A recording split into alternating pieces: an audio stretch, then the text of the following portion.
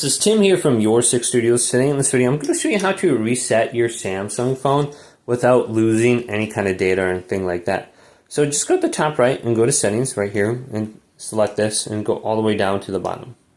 So if we go to About Phone, we can select this and go down to where it says Reset. Now the cool thing about having a Samsung is if we go to this option right here, it says Temporary Cloud Backup.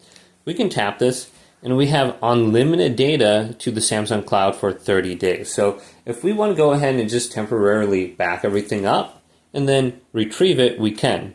So go to Backup Data right here, go through this process and just back up everything you have.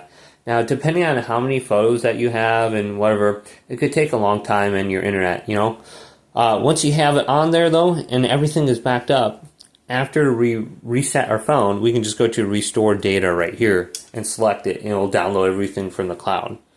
Now, you do have the option to do this to an external storage backup too. So if you plug in one of these USB drives or something like that, or I have my SD card in there, which makes it super easy. I can just transfer everything over my SD card.